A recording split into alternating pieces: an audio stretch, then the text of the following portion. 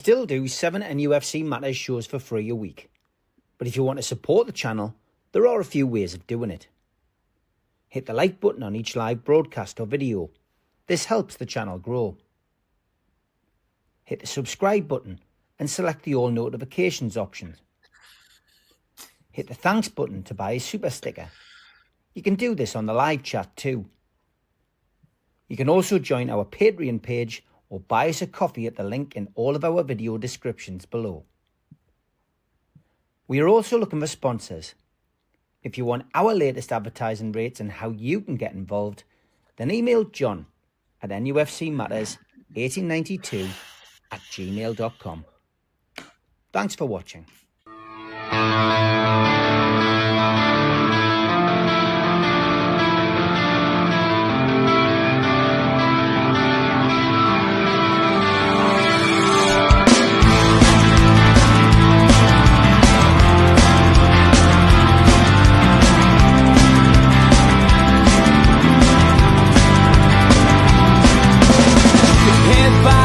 Critics attack. It feels like I've been talking to myself again. But it's the only way you're ever gonna learn. You look back and it's all in the past. I'm dwelling on the thoughts I cannot say to you. If I don't say the words, then maybe it's not true. And it feels alright when they come and say to you, you're the only thing that makes us all believe. And it feels alright where the worlds collide. Manipulation stands to make us break. What time you said coming over you. You wish it upon a star. You wish it on a star. You are, you are, you are. You fight back, it's an all-out attack. It feels like I've been taken on the world's machine. Because I want it more than anyone can dream. You look back and it's all in the past. You tell me how you live by all the things you do.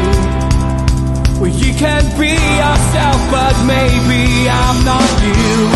And it feels alright when they come and say to you, you're the only thing that makes us all. Good evening, welcome to NUFC Matters. It is me, Steve Wraith, and it is an Ask Keith Patterson episode. How are you, Keith? I'm doing good. I hope you are. I hope everybody else that's tuned in as well. I hope you feel as good as I am. Feeling great. Good stuff, mate. Welcome back Thanks, to the good. show. Great to have you on. We're only doing an hour, so it's up to you guys out there if you want to ask Keith a question.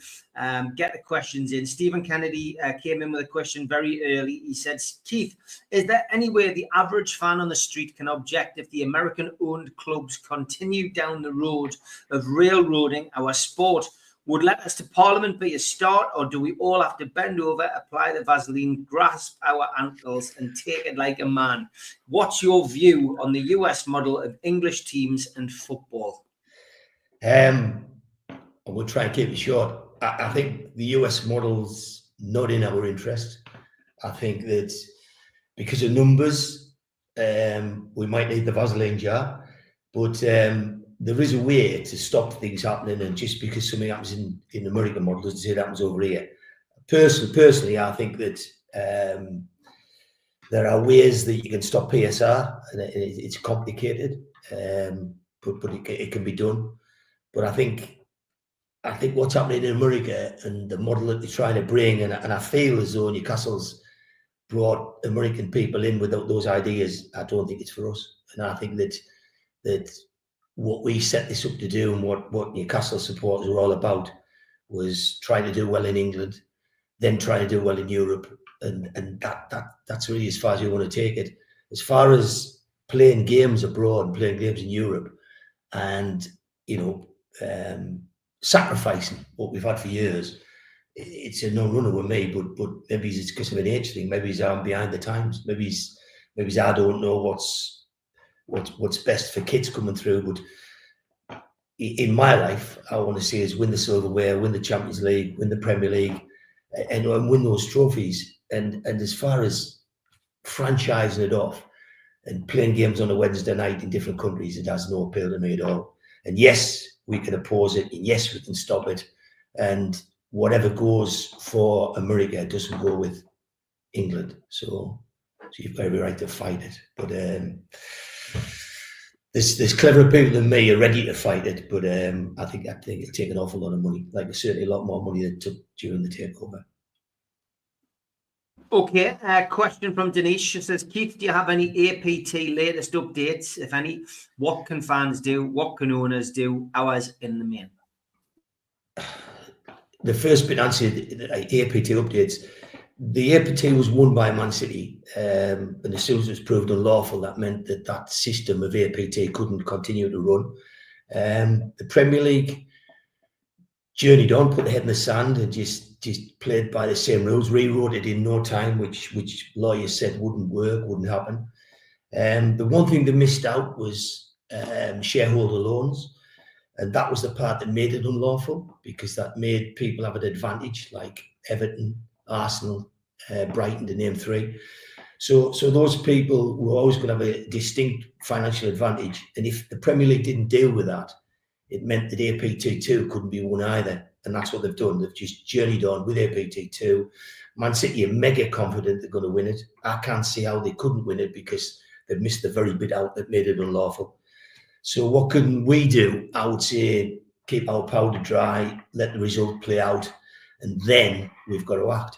We've got to put in the sponsorships, and that's a part that, if you want to go into later, that I'm disappointed with. I'm not like overawed by the amount of sponsorships we've got at Newcastle. I think that when Noon came and when Salah came and Adidas, it was all very promising, but do I think we follow that up? No. And all the horseshit that there's loads of sponsorships being held, waiting for the result, is just bullshit. If they had them sponsorships now, they'd be putting them through to improve the PSR. There is no sponsorships that we're holding off. Now, don't get us wrong, if the APT result comes, 2 or 3 sponsorships might turn up because they might be imminent, but you wouldn't hold off sponsorships that were worth X million a year. What you would do is you do a year's contract, say at 3 to 5 to 10 million, and then when you got the APT2 through, you then upgrade them to 20, 30, 40 million. So don't be kidded that we've been, that there's some smart people in Newcastle just sitting waiting for a result coming of a court case. That's not the case. If it has, though, to put it to a low level. Okay, plenty of questions coming in. Let's get to another one. Mark Bias. Let's hope we don't go to Mark Bias. Can Keith confirm if the video flying around WhatsApp last week of a boy guy jogging in a bra, knickers and heels was him?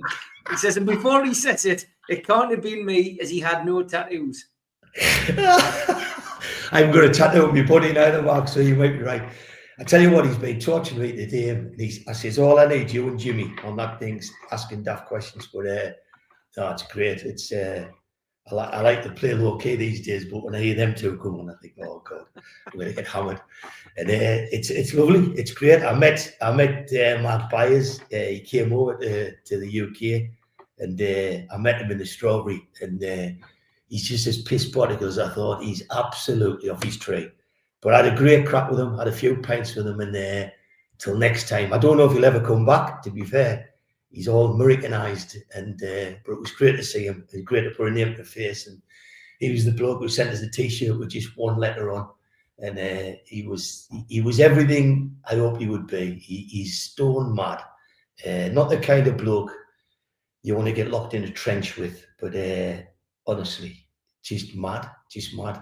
Like, I think if you ever lost your job, I think an afternoon with Mark Byers would do the world of good. Lad's crackers, but he's just great crack, just what I thought he would be. Okay, good but stuff. I don't want any more questions of him. No, me neither. I'm in charge.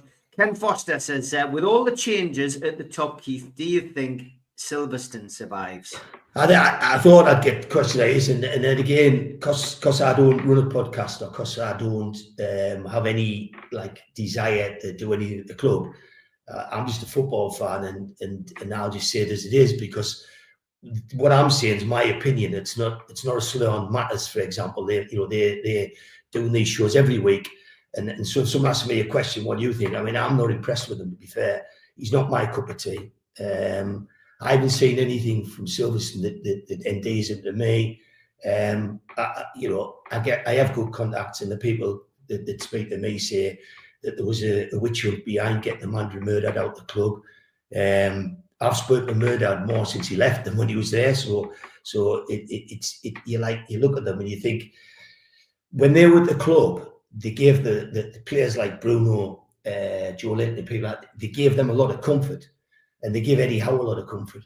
And when you see what Eddie Howe's done for this football club in the last 6 months, God help people who said, let's get rid of Eddie Howe, because he's done something that no other manager, he had Mourinho's and all them, none of them, Ancelotti's, none of them would have done this, because the one thing they needed, which we couldn't give them, was money. And every one of these managers needs a big bag of cash. And Eddie Howe swallowed his pride, put up with 2 people that you wouldn't have recruited. So you bring 2 directors of football in. I think out of them, I think Ashworth had the track record. But I think what happened is, behind the scenes, I think a clique built up. And you can do what you want with me. I'm just a fan. You can come and try and sue us, do what you want. I'm just going to say as I see it. But I think that a crowd of people fancied the power behind the scenes, and I think they challenged the owners. I don't think Jamie Rubin would have been a big backer of them, because he was very friendly with Murdad and had a great relationship. And I just think that the club's big enough for everybody. It's big enough for us to get what we want out of it, but it's also big enough for the owners to have got what they wanted. And when you heard and saw the things that went on, and you saw how sudden it all happened, it was disappointing. There's always reasons given, but for me, I think it'll have been 3 people getting together, and I think they thought that Eddie Howe would be history. They didn't dream that Eddie Howe was going to win a trophy. They didn't dream that Eddie Howe was going to get us in the Champions League. It wasn't supposed to happen the way he made it. But the one thing Eddie Howe had was the players on his side, because he's a man manager, and because he's got people believing in him. He got people to run that extra yard, and what we did was we got a trophy, and we got Champions League with probably the 7th best squad in the Premier League, and we had probably the best manager. And hats off to the lad at Liverpool who's gone his first season, he's done that. But their squads and what Arsenal can bring off the bench, went to Man City, I went to Man City away, and they're having the worst season ever. And they're just in a different league. The subs are in a different league to us. I'd love to buy McAtee, 20 million, snap his hand off. And that's somebody that's not going to get him there, just like Palmer couldn't, just like Delap couldn't. So you've got to realise that we are a squad behind these people. And when you've got that happening, and you've got all the players pulling together and all the fans getting behind the club and get this united belief, and the manager sticking in there with what he's got, not complaining, the last thing you want is people behind the scenes making it difficult. And if behind the scenes Eddie Howe was a target, and I think Amanda and Murdad were targets, it's sad. It's sad that people come and do that. So what I want to see from these people who've done all the shouting is, I want to see all the sponsorship deals. I want to see where the deals are. They should have been delivered to Newcastle, and there should have been significantly more deals. We should have had a training ground sponsor now. We had a training kit sponsor, and that club, the ground should have had a name sponsor. Now, if we are, as this rumour, going to move in a year or 2 year or 3 year or 4 year, what's the matter with getting a ramp road St James's? What's the matter with getting that kind of name that gives you 30, 40 million a season? Because 30, 40 million a season, when you write that down, buys you 5 players for 30, 40 million pound under PSR. So it's a no-brainer. So please don't insult the intelligence. I'm commercially astute. Don't try and tell us that you've got all these deals, waiting for Man City, because you're not. And then at the same time, if you've got the crosswires on people like Eddie Howe, shame on you. And you come to the club, and all I'll say is one's gone, one's on his way, and it'll be a lonely place for the third. And you know what I'm saying? I just think as a football fan, you've got to get behind people, and you've got to believe in people. And all of a sudden now, Eddie Howe's great. Well, he was great actually before he won the trophy. He hasn't just turned great; he was always great. He hasn't just turned like Lord. Eddie Howe deserved more than what he got. And to put 2 directors of football in, wind them up, is disgraceful. You don't do that to people. And that to me shows a lack of understanding of what goes on in a football club. And that's my biggest worry for Newcastle United. The people they employ on, I mean, Mitchell was employed by Darren Eales without consulting the rest. What's that all about? Is anybody big enough in the club that they can just bring who they want? And so he's brought in, and all the dialogue at the start was undermine Eddie Howe. And when they went out to Saudi that trip, he looked like a man who had to watch his own back. That's an awful way to work. Nobody should go to work like that. And Ken Foster said, I'm articulating what people feel. I'm at the age now, Ken, where I can say what the hell I like. And all I do is I don't have to go to work for somebody. I can work for myself. And I just sit there and I just think, I remember when I needed a wage and when I had to turn up and when Christ, I've got to keep this job. But you don't look how Eddie Howe went through his illness. Look how look at the dignity that man had. Look how when he went back and he praised all the people at the hospital. The man is just a total one-off. We bloody fortunate to have him at Newcastle United. Now, how long we'll keep him for, I don't know. But if on his journey through, he gets his 3 trophies and he gets us into the top 2 or 3 or wins the league, there's none of these Mourinhos, none of them Ancelottis, I don't care, Klopp, none of them would have got what Eddie Howe's got because they all, to a man, needed money. And Eddie Howe's done it without money. He's done it where yes, we've bought players, but he's gone 3 windows without anybody. Now, when you're doing that, do you want some of the people who's at senior management level, going for your head, trying to get you out? And they succeeded with Amanda and Murdard. And I thought it was sad. I thought it was sad that they didn't get the goodbye that they deserve. There's one thing certain, if Eddie Howe ever leaves, you'll get a Kevin Keegan send off because us fans will make sure of that. Nobody will stop us. And if we've got to go to the moor to do it, we won't. We'll do it at the ground. That's where everything is in Newcastle. And the parade, when the parade was on, I want to get this off my chest. We nearly never had a street parade. We nearly never had a round the street parade. I was sat there just gobsmacked. We were going to Town Moor. We know where we had about it. I went to Town Moor after the parade, but I know where was the best. The best was on the streets with you lot. The best was where we were 25 deep, where they were hanging out of car parks. And that's something that you have to be part of the football club. You've got to be part of the background. You've got to understand what it means to us. But seriously, I'm over the moon with who runs the football club. But I think sometimes the people who get jobs don't understand. I don't think they understand what it means. I don't think, if you heard Bobby Robson speak, as soon as he opened his mouth, you listened. When Kevin Keegan spoke, you just, there was silence. You could hear a pin drop. Eddie Howe's in that league. Eddie Howe's gone into that league. And there's a man who they've tried to wind up with 2 directors of football. I'd shove directors of football far up the arse as they can get because yes, we should have a director of football, but Eddie Howe should be the part of the panel that chooses them. It should be someone who Eddie Howe's going to work with and say, I like what he says. I like what he says. He's talking the same book, but seriously, recruiting someone behind people's backs to then wind them up, I think it's disgraceful. And I think the reason I want to get off my chest about the parade is I think we were very lucky that we had any street parade at all. I think that was because all you people out there kicked off. I think you all were pissed off and you said, right, I want a parade. I want to stand at the pub and I want to stream the bus past. There's a lot of people went there, didn't go up to the moor. I enjoyed all of it, but the magical bit was the streets where we're from and round the ground. And for me, I would be happy if it went back to the ground because the streets were just that was Newcastle, and that was where only Newcastle United, only club in Britain, could ever have put that many people in the streets for a Carabao Cup win.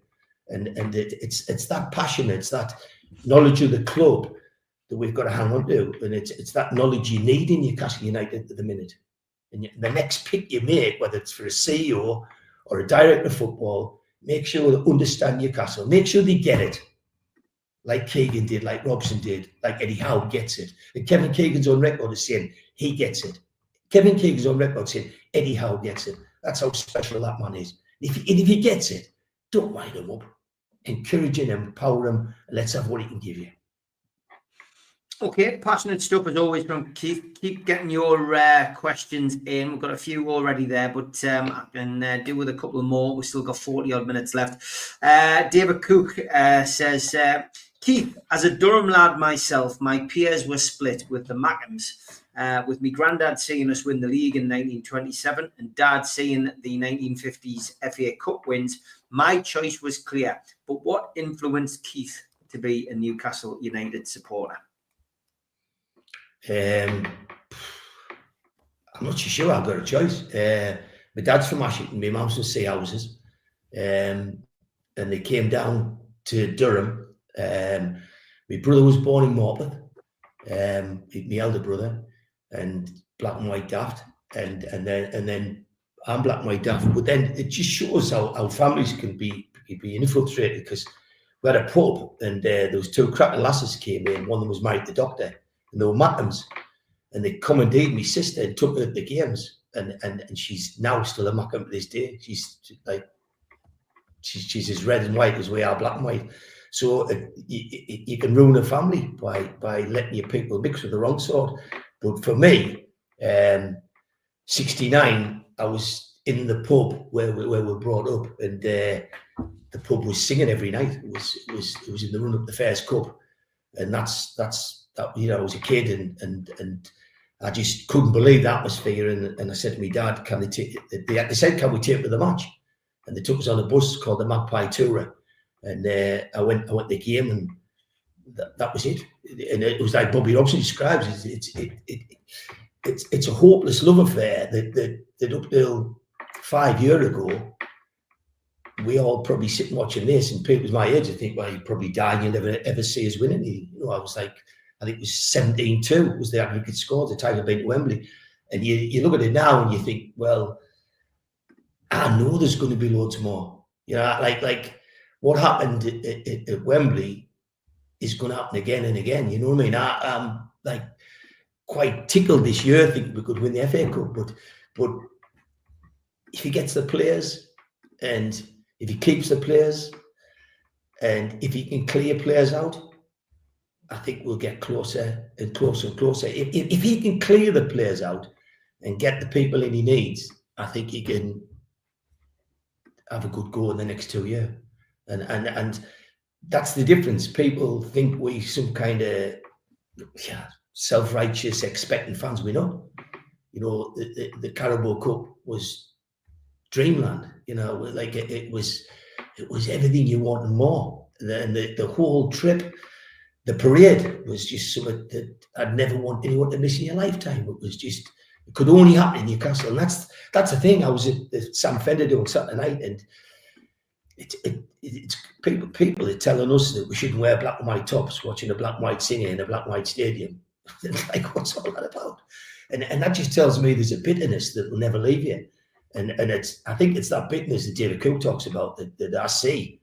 And I've lived closer to it than a lot of you people. You know, your next door neighbours aren't Mackhams, but some of ours are. And I think that's why you know what they're talking about, and they just the bitterness down here is so bad. It's horrendous. Like they'll insult you as though you've, you know, been as though you're guilty of war crimes and evil crimes, and they'll criticize the life out of you for having Saudi ownership, and you just smile at them and you just laugh and you just sit there and think, well, I actually like it, me. I think it's great. But as soon as it's rumored that they might get a Saudi owner, it'll be all right. And to be fair, the quicker they go back down, the better for me. Like all this shite about 2 derbies a season, I tell you what, I'll wave them derbies away as quick as they came. I just, I enjoyed the FA Cup game, but seriously, they're better off down in the Championship where they belong. Okay, we've got plenty of questions coming in. Mark says, they say never meet your heroes, Keith, but I met one of mine when I met you, and you didn't disappoint. The importance of what you did for our takeover shouldn't be underestimated, mate. I am forever in your debt. Which is a nice comment. So nice.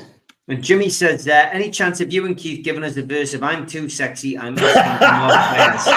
Not a chance. Not a chance. Jimmy, what an ass Jimmy Wilson is. He is. Mark asks a serious question. He says, in your lifetime, Keith, where do you rate Eddie Howe now amongst past Newcastle United managers? That's the hardest question because I'm a Durham lad and I worship Bobby Robson. My lifetime hero is Kevin Keegan. I've met him loads of times and I'm just in awe of him. He's me look up to man in life, Kevin Keegan. But Eddie Howe's done them all. So I think if you ask Kevin Keegan that question, he'd say Eddie's the highest. And to be fair, Bobby Robson's the legend, but Kevin Keegan's my hero. But Eddie Howe, in terms of achievements, is come on, he hasn't even finished. And if they stop putting stupid directors of football in, he might get a few more trophies this year as well. Yeah. I don't know what Ian's going to donate 100 quid there, but it's a classic. Let me tell you. Where's the 100 quid going? That's what Where's it going to? Where's the 100 quid we'll find out. Let us know. If it's going to dementia, Keith might do it. You never know. Keith, great. Good evening. If it's going to charity, I'll do it. He says, off topic, my friend. Will the hard drive with the cartel info will ever see light of day? Once was supposed to be a book with Liam. Hello, Woody. Yes, I passed on my best, Keith. But yeah, thanks for that. He says, I mean, Keith, we talked about a book. There was a book that could have been done between me, you, Hasty, Mitch, and whatever. You could do a book on your own, but it's never come to fruition. Do you think will you ever share what happened really behind the scenes from your perspective? I still signed NDAs, which will still stand today, but there's enough information to sink a battleship, and it sounds awful, this, but there'd been a time when I'll have spent six figures to get the takeover, and I would have liked to recover that, and maybe stood a book to recover it. Now it's written off, and so now I'm more likely to do it out of badness. It's something that is interesting, and there's enough good people and good fans that want to hear it. So yeah, I think the time will come when something comes out.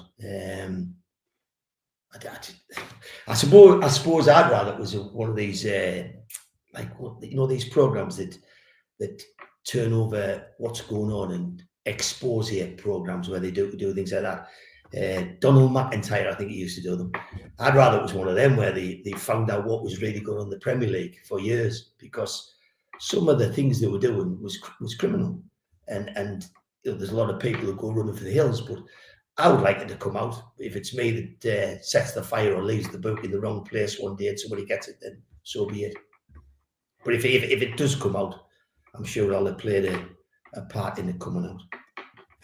Okay, it's interesting stuff. We now got Mozza and Alan saying that they'll chip in with 100 quid for dementia. If we sing a chorus of I'm Too Sexy. So that's 200 quid that we can raise for HUK dementia. I'll obviously have to send you the details of where to send you. So I'll tell you what I'm going to do. I've got the music, the button. But all we need to do is, this is the best bit, I think, to sing. Right. Here we go. It's after three. 1, 2, 3. I'm too sexy for your shirt. Too sexy for my shirt. So sexy. I'm too sexy for Milan. Too sexy for Milan. New York and Japan. I'm too sexy for your party. Too sexy for your party. No way, I'm disco dancing and play with my titties. There you go. I hope that helped everybody. So Ian.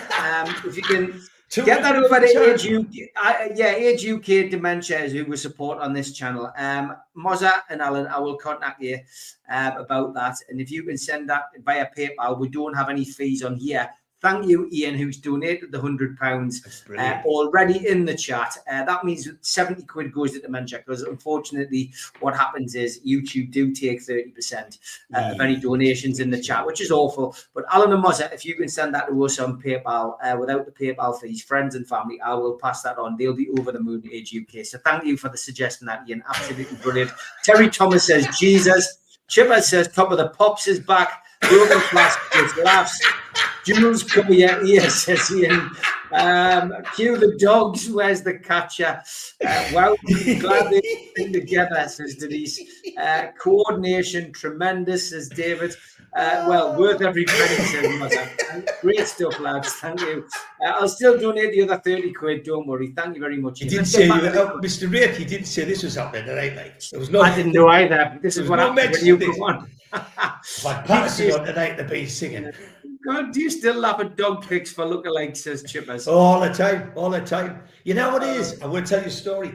I was walking through the Newcastle, and I come out to Tik Max up Northumberland Street, and there's a wifey come round the corner with this dog, and I swear to you, it was hasty on little legs, and all that, you know, that stupid hair where they put it up, and it all done up and that. And I went out and I says, look, I'm not being rude or anything. I says, we used to do this on a podcast. What possesses you to do that to your dog? Why are you doing that to your dog? Why? And she was offended. She says, do you not like it? I says, it's hideous. I says, look, it's terrible. And I says, but it looks like my mate. And she was even more offended. She just walked off with a little dog. But I just couldn't believe, who does that up? Who does all the hair and all that? Mark Byers has already screenshotted the video. I've just had a notification from him, and he's already screenshotted our little singing expertise there. So, Derek Sharp says, Keith, would you have a Cornetto or a Magnum? Oh, God. I love Magnums, but I'd have a Cornetto because I like the song. I like singing the Just song. One Cornetto. Just one Cornetto. Give it to me. Give it to me. See what you've started, Ian. See what you've started. You've unleashed the beast. Another 100 quid in. Lee Jones getting us back to football says, evening Keith, how many signings do you think we need to improve the starting 11 and squad to ensure we compete in all competitions next season? This is where I'm controversial because I'm not like a podcaster, and if I'm going to say things and I don't want Steve getting any pelters for what I say because it's just my opinion, but like if it was me, I want Newcastle to do some clear out. So I'm not going to build it all up. All I'm saying is I'll be the big one that Sean Longstaff's biggest fans, but I think it'll be good for him and the club. It's time to go because he doesn't, I think he wants it to be away. I think Wilson's done well for us. I think he needs to go. The one player I would keep who Eddie would like to keep, but would probably want to be away is Trippier, because I think Trippier would like to get back to Northwest. But for me, I think he can still do a job in this season, backing up the two. He can play left or right. But assume Trippier, Longstaff, good. But I'm going to be different to everybody else, and I'm going to be controversial. I'd sell Willett and Barnes, and I know a lot of people wouldn't. I think if you sell Barnes, you keep Gordon. And I think if Barnes stays, I think Gordon might go to Liverpool. And I think when you do that, you open a different sort of can in terms of who you can buy. So I think the goalkeepers need sorting out. I think our goalkeeping pool is very, very weak. The most expensive, 20 million, and he's played half a game. So what's all that about? So I think he needs to I mean, the lad's done nothing wrong at all, and I think he needs to get away and start playing football because he's a good keeper. Dubravka's been loyal to us.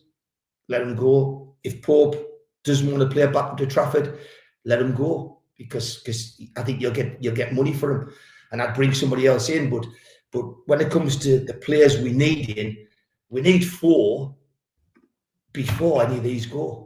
So if them people go, if them people leave, and I hope Gordon's not one of them, but Liverpool were very confident in the season. and they're getting confident again. They think they can get them. And you look at who they're signing and the kind of money they're paying, you can see why they're very strong financially, way stronger than us. But if Gordon goes, it just brings a different sort of crux on who you need to bring in. But straightforward, me, I like not beat around the bush. Traffic comes in goal. They'll go for Gay. I think they'll get him, but it's not straightforward, and they're not like overly playing ball as they don't. I think Pedro's imminent. I think he'll come in. I think he'll do a cracking job. I think the thing with Pedro is I don't think people realise what Howe's trying to do. And I think when you look at the run of games we had when we played like Brighton, Fulham, West Ham, like Bournemouth, and we were shit, because we couldn't break teams down. They couldn't camp out, and we don't have a door unlocker really. And towards the end of the season, I thought Barnes couldn't beat the player. I thought that Isaac had no supply. Murphy started running the doors, even though what Murphy's great at is getting the ball away quickly to Isaac. But even Gordon wasn't skinning people like he used to. So when you look at it now, I think, well, how are we going to break these teams down? Because we're getting beat off average teams. So for me, I think what he's bringing Pedro to do is to play with.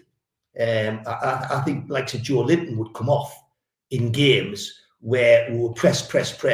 And I think you'd see Pedro play next to Isaac.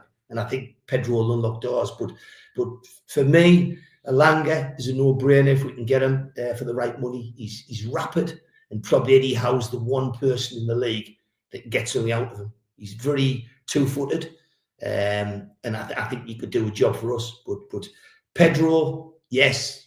Trafford, yes. Gay, hopefully. Alanga, hopefully. And then replace the people who go. So if you lose a Willock and a Longstaff, you'll need to put a midfielder in. I think they were hoping to get Ramsey, and I think we'll know more at the end of this window, probably the end of June. I think it'll be end of June if Ramsey's coming, but I think they'll just buy the women's team. I think that's what Villa will do. But you can see why we would. I mean, Ramsey would be a step up to midfield to back up the likes of Tonali and Bruno. But we short the door lockers. We don't have like Modric type players or Gareth Bale type players. We don't have people that could I don't know, they can break down teams that put six behind the ball. And Roger Crook saying Rodgers over Ramsey. Well, I think Rodgers over here, but I mean it's like they get the curly perm by 10 o'clock at night. It's not happening, is it? They're not going to sell Rodgers, to be fair. Rodgers is like, and he'd be a potty amount of money, but they're not going to do it. But if you could get Ramsey for 29 million, is what the rumour is, that's a good player. But Eze definitely. Today's Eze, I'd snap up in a heartbeat. I think he's a class act.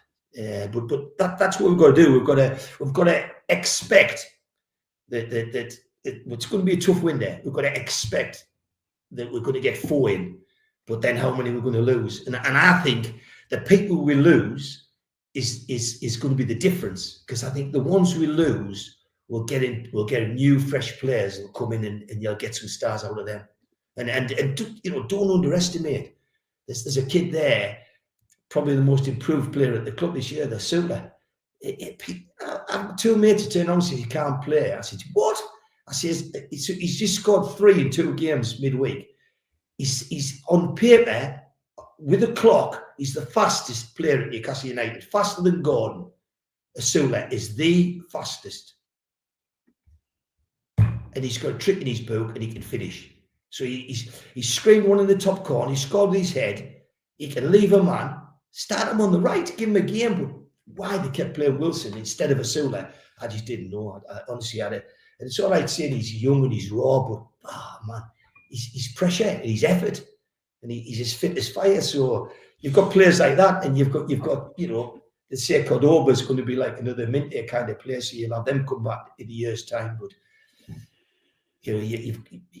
we've got 3 rock solid midfielders, and you've got Miley to come in, but we'll need another 2 midfield players, and then for me, you need coverage at fullbacks. Brian's question: is there any place, Keith, for Amanda to come back in some role at Newcastle United? for the romantics and you know, like we could just say, yeah, it would be nice, and they must have unfinished business.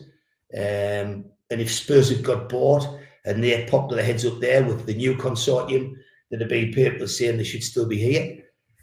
Truth, commercial truth, I think it's done. I think it's run its course. I think that there'll have been other reasons why they went that suited them, you know, and it could suited finances. But I just think that where people think that they could have come back as director of football, I just don't see that happening. I think that when PIF make a decision, I think they stick with it. And I think that was proven with Mitchell going. You know, I spoke to people who saw him out in the town the day before, and he wasn't a man talking or expecting to be leaving Newcastle United. But I think when PIF get a decision to make, and they see how Eddie Howe's overperformed, and they see somebody who's just basically had a running year against Eddie Howe, I think it then becomes an easy commercial decision to make. So do you back a winner, or do you back someone who says he's going to be good? And they back the winner, in my book. Derek Shaw says, with Red Bull taking over the rugby team, do you see a closer relationship between the two clubs, Keith?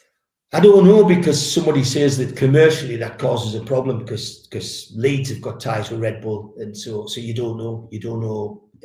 It's like, I know John Texter who's trying to get out of Palace at the minute. He's trying to sell out that, and I spoke to him during the takeover, and he's having to relinquish Palace to get him to stay in Europe. So I don't know what relationship. I know Leeds have a close relationship, so I don't know how we could. I suppose from John Hall's days, where we wanted to have the basketball, the rugby, the football, and everything, was positive. But that all said, I think it's, I don't know. I think if it was going to happen, Steve, it would have happened if PIF had bought them. And I think that's what the hint always was, that the rugby people want PIF to buy them, but for some reason they didn't. So I don't see it happening. Okay, thanks for your answer, Keith. Says Brian, all the tabloids and the in-the-know content creators are telling us we are losing our top players. Do we have to sell to buy this summer, do you think, given the lack of business in the last 3 windows, Keith? Your opinion? Right, Yvonne, I know absolutely bugger all. I'm the least in-the-know person ever. But I do listen to people who mix with the right people, and I just listen to what people are saying, and I don't think that. I know Newcastle tomorrow, with the financial position they've got, I know they could have, once they dropped this 70 million off, then this financial window, they could afford, like people have said, to spend so many 100 million. But you wouldn't do that, because if you did, that means the next 2 windows are going to be like the last 2. So my answer is if they get Trafford, Gay, Pedro, and Elanga, I think they'll sell players. I think they'll sell. If that player was somebody as big as, say, Gordon, 100 million to Liverpool, then you'd be bringing in an equivalent kind of replacement. You'd be bringing if you got 100 million in, then deduct what you've paid for them, less how much is written off, you would end up still having a healthy profit on PSR. So if we lose a Barnes or a Gordon, you're going to see them people being replaced over and above the 4 they're going from now, I believe. And they might go for 6, they might only get 4, they might go for 7 and get 5. It'll not be for the lack of effort. You know, Eddie Howe's come out, and it'll all be his fault if he gets it wrong. That's the kind of world we live in, which is, I think, is sad. But I just think that as a club,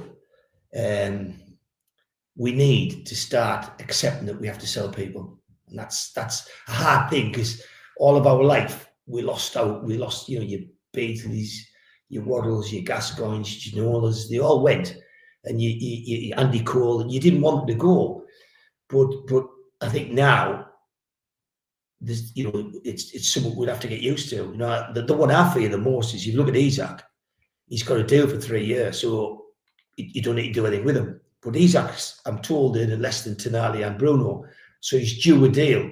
The problem will be is if he insists he wants a break clause in that deal, like a get-out clause, I think he's gone in a year.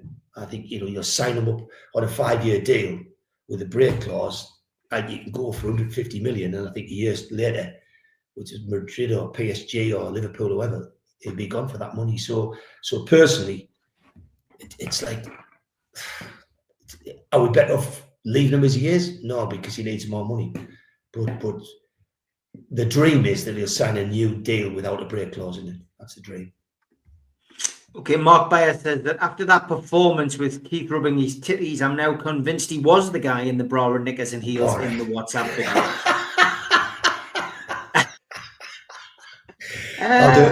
Mark, I'll be a whore for charity money. That's all. So somebody said £200 on a Monday night one-off show. Oh, that's more we get everybody Friday. Amigos in charity money, man. It's big bucks. Thank you to Maureen and Alan for their £100 donation as well. I've just received that, so that'll be £200 winging its way to Age UK Dementia All Time. So thank you very much. Dean says, would you try to get Anderson back to Newcastle as cover for Joe Linton? He was perfect in my opinion and just got better at Forest with game time and responsibility. I'm going to sit on the fence here. I'd have him back in a heartbeat, mate. I never wanted him to go. He was one of my favourite type of players where he went in the gym and got himself solid and muscled up, and then he was what I call a combative midfield player. I don't think we've got anybody like him. I think he's bits of Tonali in him, but I don't think he's as good a player as Tonali, but I think he's a cracking player. And I think at Newcastle now, if we were, to be honest, I don't think Longstaff will get close to that team if Anderson was there now. And I think Longstaff's a cracking kid. I think he's done a great job for us. I just think Anderson's come on. And I think he's got a goal in him. He's got a pass in him. And the other lad, who's the kid who plays with him? Who's everyone's trying to buy? Gibbs White. Yeah. Gibbs White. I think them two together are somewhat special. And I'd love to see us go for Gibbs White. He's just a brilliant player. But Anderson, the thing that sickens about Anderson, he went for 35 million. Did he shite? He went for 15 because we had to buy the keeper for 20. So let's suppose he went for 18, but he was worth so much more. But when you headlocked and they're trying to put you in the noose, you have to fight your day of life, and that's what they did. They fought the day of life, and they sold Anderson and Minter. I mean, Minter was the big money, 33 million, but Anderson was a PSR fiddle, and it wasn't good, was it? Because if you try to buy him back now, I think we got 20 for him, and if you try to buy him back now, he'd be 60. So would they treble the money back? Well, probably not, but I would. Okay, Roger says, Keith, how worrying is the petition about the new ground? 29,000.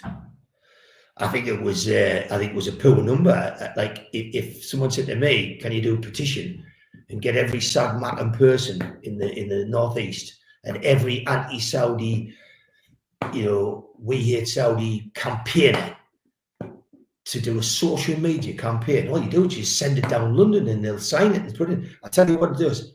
I'd like to get that petition, the 29,000. I'd like to take all the SR postcodes out, and then I'd like to take all the postcodes out of the people that's never seen a game at Newcastle. I'd like to take them out, and I think there'll be about 1,000 left. So it's just a mockery. It's just hideous. It's sad little people. The people running around Nissan getting all the pals to sign it. There's people down in Durham saying, all the Mattons are sitting there saying, "Can you sign that petition?" And they just send it to each other, just digitally send it. Just because they think that doing that's going to stop us getting where we're going. It's laughable. Okay, Lee G says, a more serious one. Do you think we will ever see one of the big six or mainly any of the Red Cartel punished for breaking FFP or PSR, Keith? It's doubtful. It's only got a year to run. It's got a year to run, and what happens with these people is if you work it out right without me purging myself, the Premier League were put there by the Big Six to maintain their head start or financial advantage in football. If they, with a year to run, are going to crash or clash with the Big Six, Premier League would mark the card, or somebody in the Premier League would go to them and say, look, you need to be careful because you're going to fall foul here. They've already squashed the vote on what Chelsea's done, so that means you can sell any buildings back, you sell any women's team back. So that's Aston Villa. That's why I don't think we'll struggle to get Ramsey, because Aston Villa just buy their women's team. They just sell the women's team. If they do what Chelsea's done, why shouldn't they? When you get clever is when Newcastle sell their women's team, but do it for 500 million rather than 200. That's when you start to play them at their own rules, and it's physically impossible that the Premier League would win a court case against Newcastle if they sold the staff or sold the training ground or sold the ladies' team. They couldn't do it. So it's already been proven that Chelsea's got away with it. So if that's the case, that's playing them at their own game. But no, there's no red cartel team or Spurs. Spurs never are well ahead money-wise as it is, but there's no way that Man United's going to fall foul in the meantime. They'll just create a new rule for them. Okay, I've got about 5 or 6 questions left. I've got 10 minutes left. Try and get through as many of these as we can. James Moore in the chat says, can I ask you, did you ever miss partying at Rock Shots in the 80s? I'm getting some stick out that day. You're off the usual suspects, it has to be said. Ian Russell says, don't you think we'll have to keep Longstaff to comply with the UEFA homegrown players rules?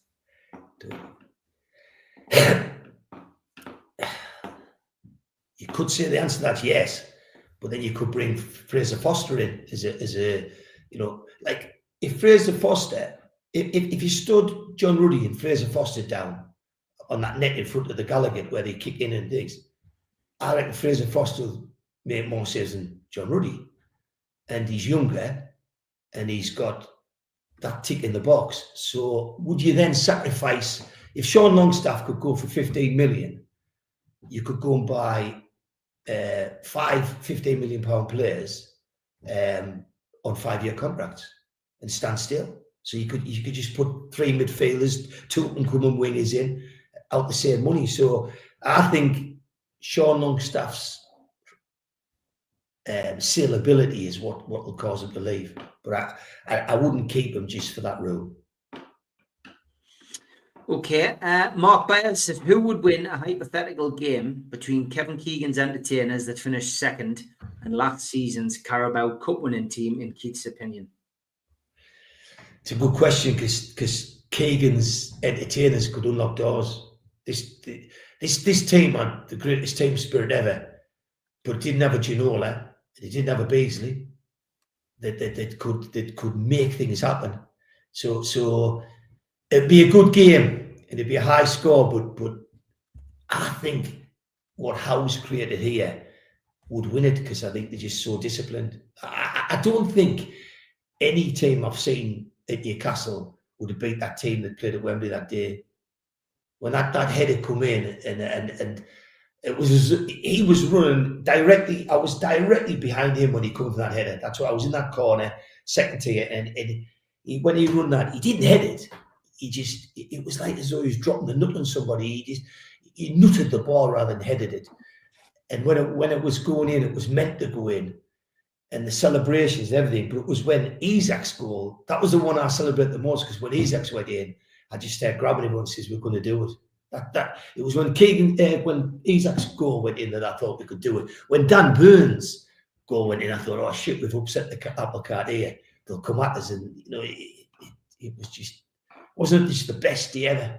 It's like, but you have to be black and white to understand what it means, because I just cried from Dan Burns' goal going in to the end. I just sat and cried all the way through. I was a bag of shite for the whole trip, and it like sitting in Covent Garden. I had 1 pint in Covent Garden after the game. Just sat there, just shaking my head. If someone had come in that said he's just lost somebody, because I couldn't grasp. Like it just, I don't know, it was nuts. It was. Ken Foster says, did you expect more from PIF on external development in the area, like we've seen with Man City? And he also says, when do you think we'll take the gloves off and what would precipitate it? I think the PIF is so big, and I think that the relationship the Man City have with their owners is more personal. It's closer. They've been to more games.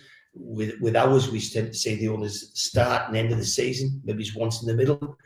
And I think that getting a decision and the speed that the turnaround is like turning an oil tank around in the North Sea. I think it's slow, and I think that's what Eddie Howe was hitting at. And I think he needs things to be made quickly. And for me, I just feel that the downside of having this enormous organisation behind you, I don't feel as though I don't feel as though there's a team in Newcastle supporting Eddie Howe with PIF's head, like with a tolerance, with a budget, right? You can go to that, you can go to that, and go to that. I think there's a delay in decisions that's evident, and I think I was told that 3 weeks ago there'd been an announcement in the stadium, and everybody had, people seeing drawings and designs and everything. So I think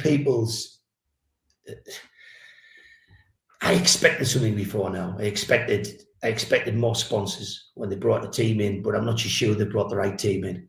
And I don't care what they think of me. Like, it's as well, if you think I'm a gobshite, it's best that I gobshite your direction, because I think you've done awful. And I think if Eddie Howe had done as poor as the people who have been witch hunting him, he'd have lost his job. I think now, though, PIF have got to move on with the stadium, move on with the training ground, but more so move on with people. And next time we go for CEO, I don't want to see somebody cuddling a cup in his suit, because that just brought me two questions. Do you share your room with somebody? Because if I went to my room with a cup and I'd be suit on and I fell asleep, I'd be comatose. But if anybody take a photograph, it's because I'd be in the room with my own. But that's a setup. So when somebody's sitting cold in a cup and your suit's not creased, I think it's just a setup. I think they're playing us. They believe it's some kind of celebratory event. And I think all that's insincere. I think grabbing microphones and singing songs, when you're not you're not fans like we are, and you're singing it, singing songs doesn't do it for me. I'd rather have Keegan passion, Bobby Robson passion. I'd rather have people from the region working at the club in roles, so they can make sure that the culture and the belief and the needs of the people's met. And then, I'll say this before I go, is it's all right somebody come from the American culture saying, I'm going to put 65,000 stadium in Newcastle. It's not enough. It's not enough, because that's designed to bring more corporates in. But there's a hell of a lot of people in this region need to get in. And there's kids, the next generation of kids need to come through. And for me, I think that the culture of apparently, if the word's to be believed, after the parade, the numbers are up. But it's more the region. I don't want the region to get left behind in development. I want black and white Newcastle all over this for years to come. And I want fans being able to get tickets, and I want people to be able to join waiting lists. Keith, been a pleasure. I promised you it'd be an hour. It is an hour. Thanks to everybody for the questions. Thanks to Keith for keeping the answers short. We will get Keith back on. Me and Keith, we see each other every home game, as does Hasty George. He comes and meets us all. We always have a big crack. We keep in touch with Johnny Allen. So many good people still involved with NUFC matters. Just because you don't see them all on screen doesn't mean they're not involved. And yeah, we will get Keith back on again, maybe before the start of the season again, to get his predictions, etc. But for now, Keith, thanks for your time. Look forward to seeing you soon, mate. Take care. Thanks for everybody. Thanks for all the kind words. Take care. A big thanks to all our sponsors, Skips and Bins. You can find them at their website, skipsandbins.com. Contact them at www.skipsandbins.com/contact. Say hello to low-cost waste disposal with pay-as-you-go and contract waste management. A big thanks to Mr. Vicky's Sauces, handmade in Cumbria. You can find them at their website, mrvickies.co.uk. Email info@mrvickies.co.uk or telephone 01768 210 102. Thanks to our fanzine sponsor, United Group Travel. There are no strangers on our tours, just friends you haven't met yet. 2 crew driver and courier, local family company, 3-star plus quality hotels and no interchanges. Hot and cold snacks and drinks available on the coach, all excursions included. Their website, unitedgrouptravel.com, email beverly.ugtl@gmail.com, telephone 01670 632 460 or 0791 666 4174. Just £30 per person deposit. Thanks to Media Arts for all the help with the technical side of things. And if you like listening to us as a podcast, you can go to Sports Social Podcast Network or to iTunes, Spotify, or other podcast providers. If you want to support the show, then hit the subscribe button. It's free. We do 7 shows a week. Hit the little thumb up under the video, which is the like button, or click share to share to your social media. You can also join the channel on YouTube by hitting the join button for as little as $1.99 a month. If you want to become an NUFC Matters member, you can go to nufcmatters.co.uk. It's a £25 one-off fee. You get your pen, you get your badge, a key ring, you get your beer mat and your fridge magnet and your membership card, nufcmatters.co.uk for that. And we have an event early next year, 13th of February 2026, an evening with Beardsley, Waddle and Gascoigne takes place at the Tyne Theatre and Opera House. To buy your tickets for that event, go to the box office 0191 243 1171 or Tyne Theatre and Opera House.uk.